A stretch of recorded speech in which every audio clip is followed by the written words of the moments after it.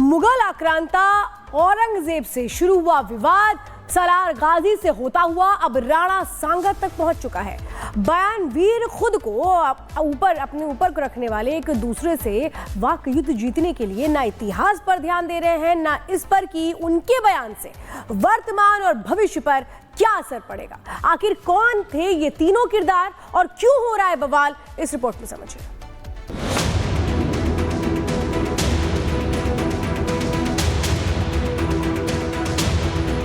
और ये सच है कि उनके राज में भारतवर्ष सोने की चिड़िया था। ये सलार गाजी वो व्यक्ति है जिसने सोमनाथ के मंदिर से लेकर मथुरा तक के मंदिरों को तोड़ा। इतिहास सिर्फ किताबों में दर्ज कुछ शब्द नहीं है। इतिहास वो शौर्य गाथा है जो हमें बताती है कि हम कौन थे, कौन हैं और हमारी जड़ों में कितनी ताकत है। लेकिन इस वक्त इतिहास खोदने का देश में ट्रेंड चल रहा है। हर नेता फावड़ा और कुदाल लेकर इतिहास खोदने को तैयार है। छत्रपति शिवाजी महाराज के अपमान से शुरू हुआ ये विवाद औरंगजेब सलार गाजी से होता हुआ राणा सांगा के अपमान तक पहुंच गया है। पहले औरंगजेब वर्सेस छत्रपति शिवाजी महाराज पर जुबानी जंग। और ये सच है कि उनके राज में भारतवर्ष सोने की चिड़िया था। फिर सलार गाजी और राजा सुहेल देव पर युद्ध।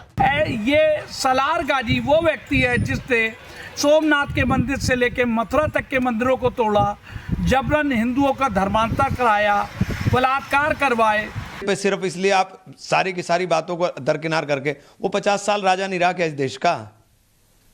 50 साल राजा रहा इस देश का भाई।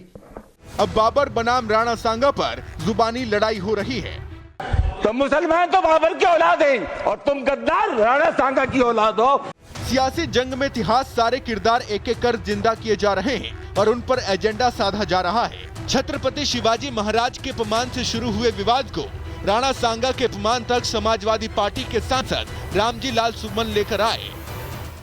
कि बाबर को लाया कौन? बाबर को इब्राहिम लोदी को हराने के लिए राणा सांगा लाया था।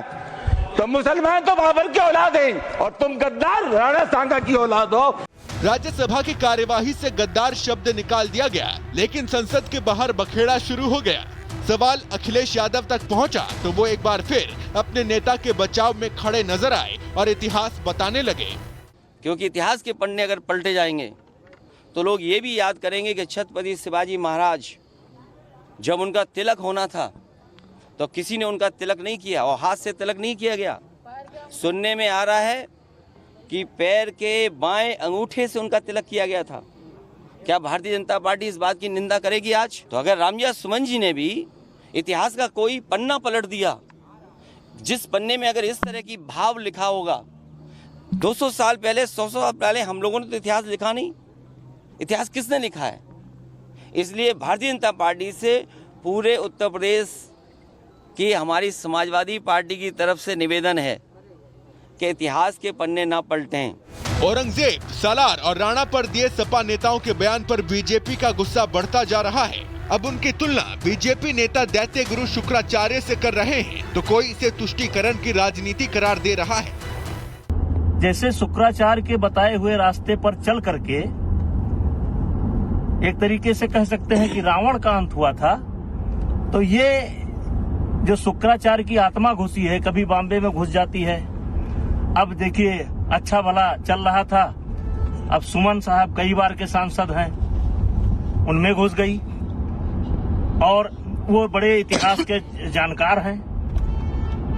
पहले समाजवादी पार्टी के सांसद ने बाबर एक आक्रांता की तुलना वीर सपूत राणा सांगा से की, उनको गद्दार बताया। और अब समाजवादी पार्टी के मुखिया अखिलेश यादव, जिनको बताया जाता है कुछ लोग टिप्पू भी बुलाते हैं, पता नहीं क्यों, वो कहते हैं कि बात तो सही कही सुमन जी ने, सांसद साहब ने, मतलब कि जो मठाधीश को माफिया, रामचरितमानस को अलग अलग गालियां, हिंदू राम भक्तों पर गोली चलाने पर गर्व महसूस करने वाले जो लोग हैं, अब वो देश के वीर सपूत महानुभव और महापुरुषों का भी अपमान करने से नहीं चूक रहे। जिसने औरंगजेब का महिमा मंडन करके इतिहास के किरदार से जुड़े विवाद की नींव डाली, वो बैकफुट पर जा चुके हैं। लेकिन अबू आजमी के बाद अब रामजी लाल सुमन ने अपने इस बयान से मुद्दे को खाद पानी दे दिया है। अब ऐसे में यह साफ दिख रहा है कि औरंगजेब से लेकर राणा सांगा तक ये तनातनी अभी और चल सकती है। Bureau report, Republic Bharat. Mughal आक्रांता औरंगजेब से शुरू हुआ विवाद सलार गाजी से होता हुआ अब राणा सांगत तक पहुंच चुका है। बयान वीर खुद को अपने ऊपर को रखने वाले एक दूसरे से वाक युद्ध जीतने के लिए ना इतिहास पर ध्यान दे रहे हैं, ना इस पर कि उनके बयान से वर्तमान और भविष्य पर क्या असर पड़ेगा। आखिर कौन थे ये तीनों किरदार और क्यों हो रहा है बवाल, इस रिपोर्ट में समझिए।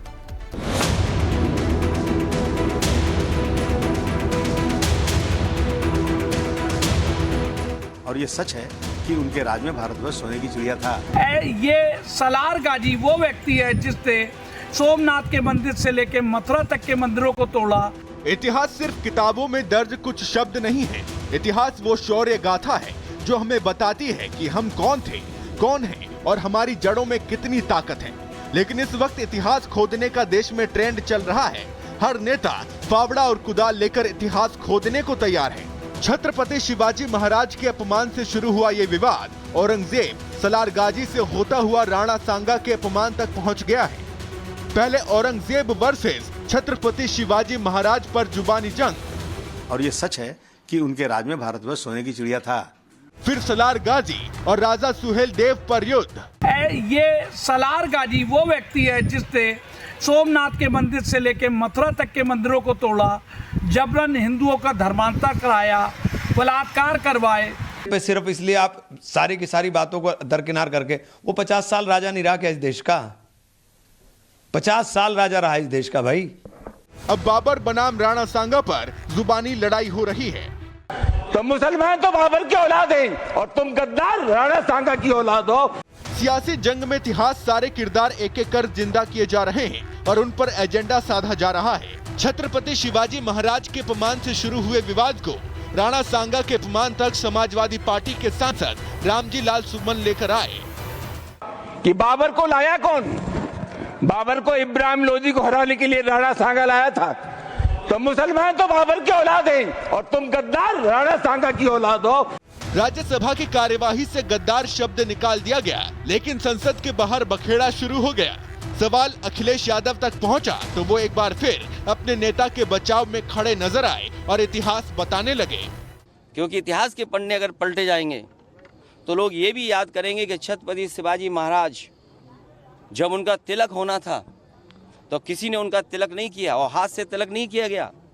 सुनने में आ रहा है कि पैर के बाएं अंगूठे से उनका तिलक किया गया था।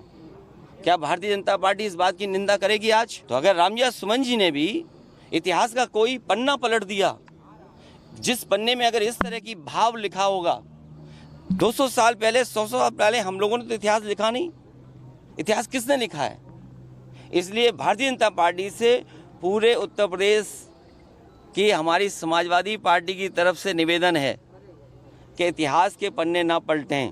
औरंगजेब, सालार और राणा पर दिए सपा नेताओं के बयान पर बीजेपी का गुस्सा बढ़ता जा रहा है। अब उनकी तुलना बीजेपी नेता दैत्य गुरु शुक्राचार्य से कर रहे हैं तो कोई इसे तुष्टीकरण की राजनीति करार दे रहा है। जैसे शुक्राचार्य के बताए हुए रास्ते पर चल करके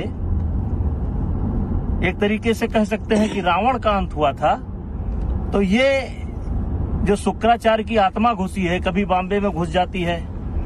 अब देखिए अच्छा भला चल रहा था, अब सुमन साहब कई बार के सांसद हैं, उनमें घुस गई और वो बड़े इतिहास के जानकार हैं।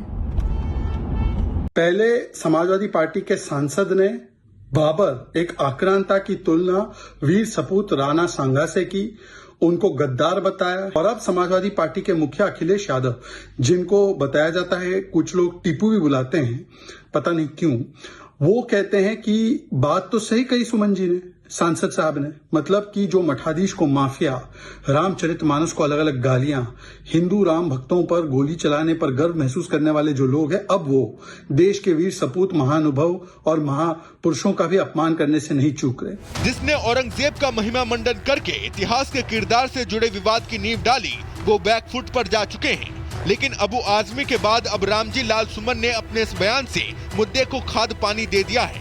अब ऐसे में यह साफ दिख रहा है कि औरंगजेब से लेकर राणा सांगा तक ये तनातनी अभी और चल सकती है। Bureau report, Republic Bharat.